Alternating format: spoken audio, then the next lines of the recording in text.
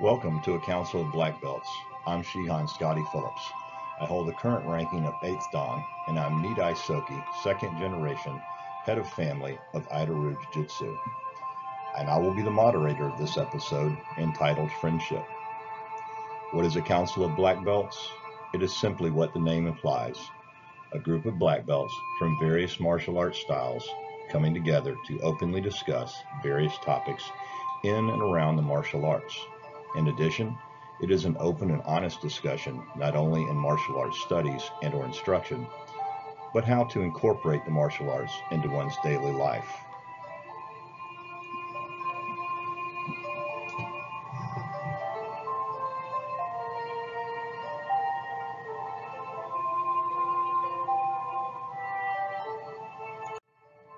Our topic of discussion today is friendship. Wikipedia defines friendship as follows. Friendship is a relationship of mutual affection between people. It is a stronger form of interpersonal bond than an association. Friendship has been studied in academic fields such as communication, sociology, social psychology, anthropology, and philosophy.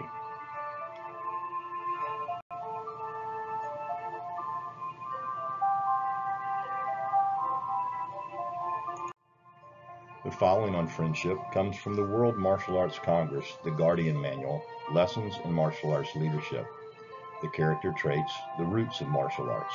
Lesson, friendship. Definition, a state of being friends, friendly relation or attachment to a person or between persons, affection arising from mutual esteem and goodwill, friendliness, amity, goodwill. In daily life, the trait of friendship by guardians is not limited to one's training hall family. Guardians practice friendship towards anyone who does not reject it. We are all a part of the human family, and we will all accompany the same planet. We are all in it together. This does not imply that a guardian is supposed to gush with friendship or to invite everyone over to his or her house to sing Kumbaya over a backyard fire. It does mean that a guardian is always ready to extend the hand of friendship. Guardians are peacemakers and peacekeepers. Goodwill to all is not just a Christmas seasonal concept for guardians. We do not need to talk any talk about guardians' goodwill because we will walk the walk and demonstrate it by example. To the righteous, we are the best friend and the essence of amity. How the Bible speaks of friendship. A biblical definition of friendship from an internet search. According to the Bible, true friendship is characterized by love. A true friend loves, gives wise counsel, remains loyal, forgives, and promotes the other's welfare.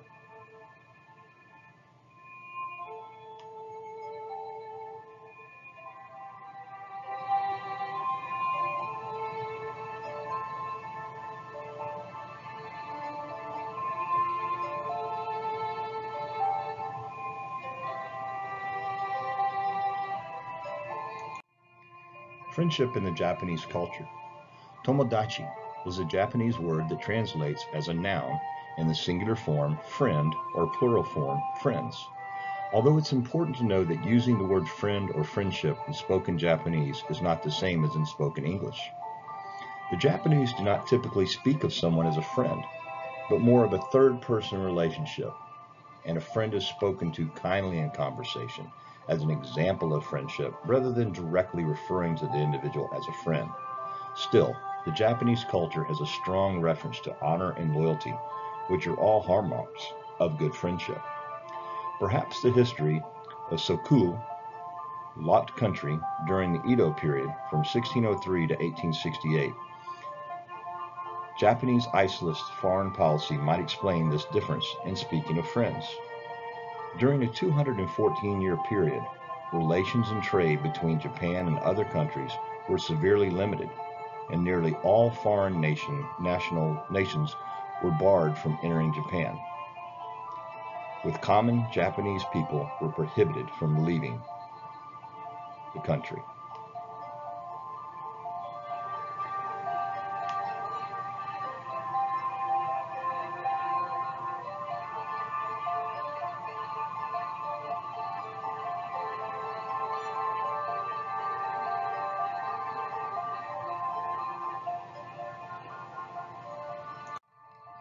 panel is now open for discussion. What are your thoughts and your experiences with friendship? Please feel free to share your thoughts as well as additional topics you would like to see discussed. If you're interested in being a part of a Council of Black Belts, please let me know. We have also added an additional topic to our discussions called What Would Soki Say? This segment will allow us to hear the thoughts from those no longer with us on this side of the dojo. If you have a sensei who is no longer with you on this earthly journey, please share his or her top thoughts on a topic, and we'll include them when the topic is discussed. I look forward to hearing from you. Reach out to me via email at aidoru1982@gmail.com. That's AIDORYU1982@gmail.com. Thank you for your time today, and be blessed.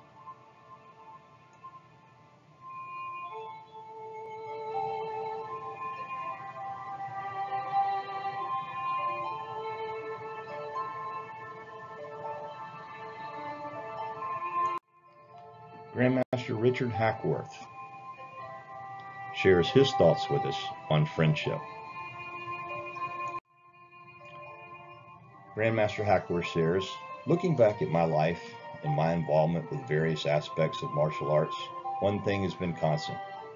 That thing is that I have built some of the most prized friendships. More than just friends, I consider these people my martial arts family. Over my years of participating in martial arts, either as a competitor, coach, instructor, or parent, the people that I consider some of my closest friends I've met through my involvement in the martial arts. To this day, my closest circle of friends includes mostly those martial arts classmates from my Army years. As a competitor, you spend countless hours on the mats or in competition situations, and you share those experiences with only a handful of people in your teammates. You sweat together, fight with each other, compete for championship matches against one another, and sometimes angry at your coach together for what they've put you through. As a coach, the rewards are many. The satisfaction you get when everything comes together and the students get the rewards for their hard work is like nothing else. Watching a student from your class or player on your school's team make an adjustment to their technique or to correct a mistake that you've counseled them over warms your heart, even if you don't get credit for it. If you work with them long enough, you get to watch your young students turn to young adults. You watch your students turn from someone you've mentored to someone you consider a friend. One of my favorite things is to run into an old student and see how they're doing in life. Some of them are now grown-ups with children of their own. When I need help with either a team-related problem or one in other parts of my life, sometimes the only people I feel comfortable talking to are other instructors that have shared similar experiences. We can share advice, discuss student and parent issues, critique the recent performance of common referees, and share in each other's success. The relationships you make with parents through martial arts oftentimes turn into deeper friendships, attending each other's holiday parties, going to tournaments together, or even going with a whole group on vacation to Korea.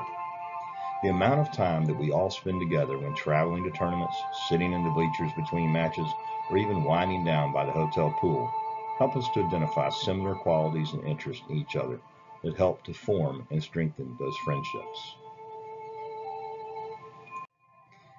As good as the friendships can be that you make through the martial arts, there are also many friendships that have been soured or strained because of our involvement in the martial arts. When a student begins to think that his individual performance outweighs the importance of team chemistry, his teammates may hold their resentment for his newfound attitude against him, both on and off the mats. When a group of teammates feels that they are the only ones that can make a difference on the outcome and keep the glory to themselves, the results can be devastating to the team. There is plenty of opportunity for disagreement within a coaching or instructor staff that could lead to strained relationships. I can't tell you how many times my assistants and I have butted heads. If we didn't have a solid base in our friendship and respect for each other's opinions, our friendships and potentially working relationships may have ended a long time ago. Then there's the whole experience of having to make cuts. I used to have a mentor in business that told me, I've made a lot of bad hires in my time, but never a bad firing.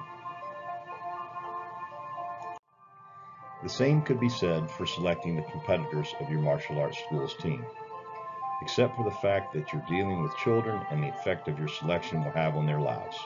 The ever-present concern over the amount of competition time your child gets, or the way the coach handles them in a difficult situation because of a mistake on the mat, can lead to unfriendly confrontations between coach and parent. In a small community like ours, the effect has on our relationships can be felt in many ways. We can run into each other at parties, at Walmart, at church, or at school. Our kids will stay friends whether they are on the same team. It's the adults that can carry the lasting effects of these experiences into their relationships. It's the friendships that endure those times that matter most. A quote from football player Peyton Manning really illustrates this for me. Peyton Manning was known for his competitiveness and fiery attitude on the field. When asked what he wanted people to remember about his career, he said, "I get asked a lot about my legacy. For me, it's being a good teammate, having the respect of my teammates, having the respect of the coaches and players. That's important to me." When you a part of a team, whether it's martial arts team or team sport, there is nothing more important than relationships you build on the fields of battle. Thank you, Grandmaster Hackworth. Next, we hear from Grandmaster Fred Parks on his thoughts on friendship.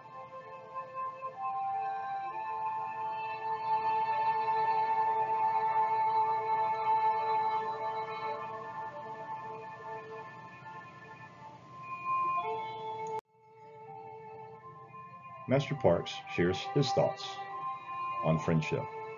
The bond of a martial arts friendship goes deeper than what many might understand.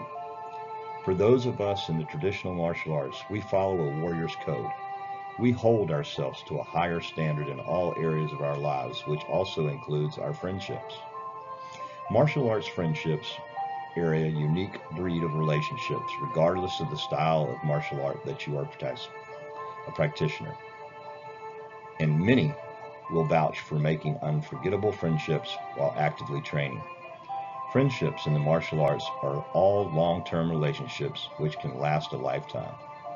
When a member leaves his or her current school, there's a high probability that they will leave all their friends behind. People's lives and career paths change. This is a common occurrence that happens in every school. Members tend not to think much of this change. They understand they will miss the friends they've made. New friendships will inevitably replace the older ones. Martial arts friendships might be brief, but they build lifelong connections. It is made clear in any martial arts school that people will come and go on the blink of an eye. It's important to make the best out of any friendship, regardless of the brevity of time together. True martial arts friends never truly abandon each other. An unspoken code amongst all martial arts artists speaks of rekindling friendships. There are even reunions between those who have formerly trained together in a style. The relationships takes off right from where it left off. There's no resentment if the member did not have as many opportunities to chat after their departure. Martial arts friends are different because of the Warriors Code of Honor. Each school has their own code, which they follow. They all have one thing in common. They all hold the members to a higher moral standard. In the civilian world, the rotation of people in a workplace can potentially be minimal. Workers are expected to retain a position for an experienced amount of time unless it's a part-time job. Friendships have a longer time to develop naturally. This freedom typically has the opposite effect of strengthening bonds between coworkers. Instead, it makes it easier to take it for granted. It's even acknowledged in the world of philosophy that most long-term friendships will come from the late teens and early 20s for most. Yet this isn't typically the case in the martial arts school. There's a universal acknowledgement by martial arts school members that our time is brief on this earth. Members train with the understanding that a situation that could potentially turn dangerous from carjackers, muggers, home invaders, or other threats. The life of a martial arts school members is in the constant state of preparation for this turmoil. Understanding this threat is the key to forming friendships in a short amount of time, very similar to how friendships form with those serving in the military.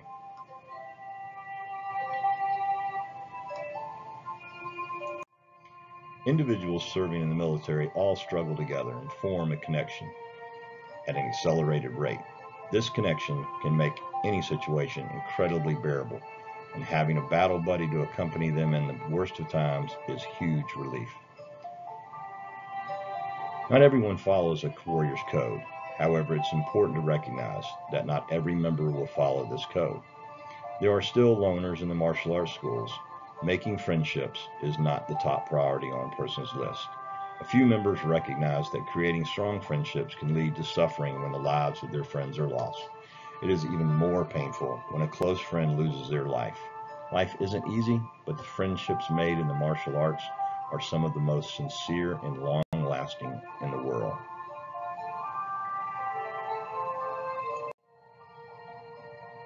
Thank you, Master Parks, for your thoughts.